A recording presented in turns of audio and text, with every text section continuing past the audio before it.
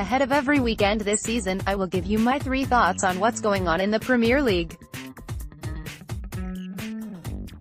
These might not always be the biggest stories, but rather my personal observations. This week, a special FA Cup final and World Cup 3 Thoughts blog. A heavyweight showdown Saturday will feature a great heavyweight tilt. No, I'm not talking about the Queen and her new in-laws at the bar, between Manchester United and Chelsea.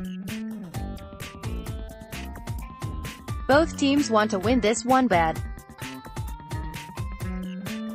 For United, a second-place finish in the Premier League and an FA Cup would have to be considered a decent season, even if at the moment that might be tough to stomach in light of the sheer domination their crosstown rivals enjoyed in the league. Chelsea, on the other hand, have won 5 FA Cups since 2000, and after a painful Premier League season, a bit of silverware would at least add to some optimism at Stamford Bridge through the summer. In reality, of course, a win on Saturday would just paper over the cracks of two clubs entering crucial moments in their history.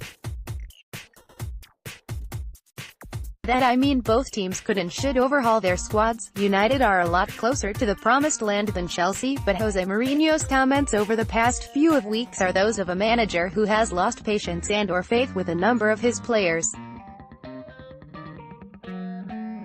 Jose is going to wield the axe this summer, and throw some huge money at some of the finest transfer targets available. The Portuguese manager knows that Manchester United has to make a giant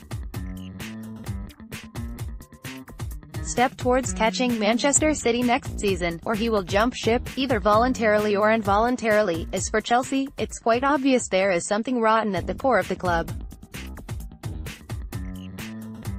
How is it that on 2 occasions, a superb title-winning campaign is followed by a complete capitulation that has resulted in 2 world-class managers, Carlo Ancelotti and now Antonio Conte, leaving the club? Whether the stench comes from the ownership, or simply within the squad, something is wrong.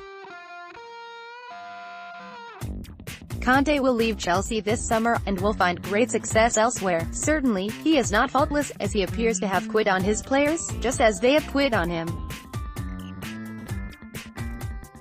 But more than likely he just lost all patience with whatever problems have emerged with those calling the shots at Stamford Bridge.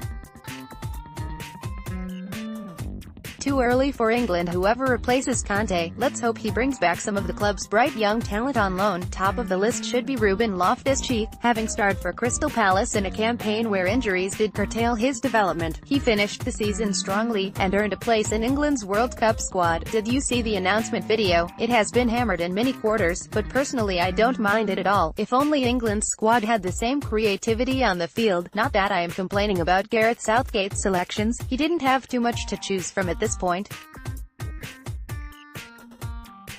Russia is a little too soon for the vast majority of the U20 and U17 championship teams of last summer, but it is still a very young World Cup squad, with some real promise.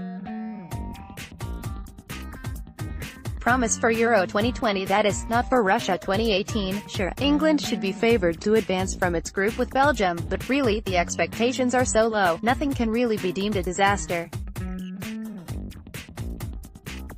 Just before you begin to kid yourself before the tournament, and we all will, you know that, right? Just look at the other squads. France's roster was announced on Thursday, 24 hours after England, and their forwards are